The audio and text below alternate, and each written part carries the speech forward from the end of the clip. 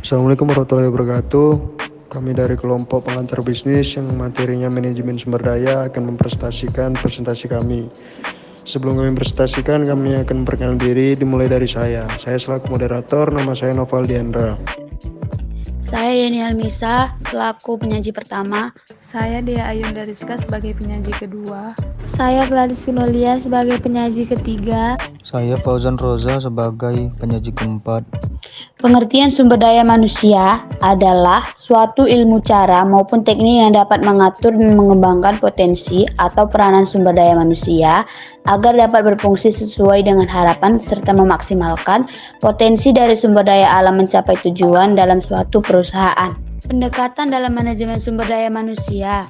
Yang pertama, pendekatan mekanis atau klasik, kedua, pendekatan paternalistik, dan ketiga, pendekatan human. Yang pertama, proses penyaringan. Proses penyaringan dan mengklarifikasi manusia ke dalam lowongan yang dibutuhkan disesuaikan dengan kemampuan. Yang kedua, pendekatan paternalistik. Pendekatan paternalistik atau juga dikenal dengan paternalisme, yaitu sebuah pendekatan yang menjadikan manajemen sebagai alasan untuk melindungi para karyawan.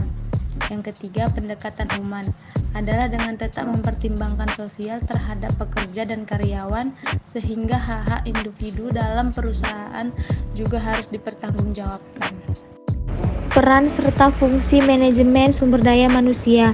Sebagaimana yang diketahui dalam ilmu manajemen bahwa manusia juga adalah merupakan pelaku yang dapat membanggakan kemampuan ini. Dalam manajemen, manusia berfungsi sebagai perencana dalam pemberdayakan potensi. Selain itu, juga manusia juga berperan sebagai controlling. Manusia yang dikembangkan juga harus meliputi segala unsur agar kehidupan menjadi seimbang. Misalnya saja seorang individu yang berhasil diberdayakan dan dikembangkan menjadi tenaga kerja yang handal dan ahli di bidangnya. Tahap-tahap proses manajemen sumber daya manusia. 1. Rekrutmen.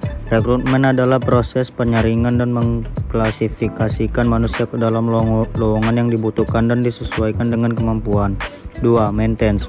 Maintenance di mana kestabilan para individu sangat dijaga dan dirawat, oleh sebab itu para pekerja akan diberikan upah maupun gaji yang sesuai, diberikan bonus, insentif, dan biaya kesehatan. 3. Development. Development atau pengembangan. Dalam tahap ini, tenaga kerja atau individu akan diberdayakan dan dikembangkan menjadi tenaga profesional dengan cara memberikan pelatihan. Sekian dan terima kasih hasil dari presentasi kami. Semoga bermanfaat untuk teman-teman sekalian. Terima kasih.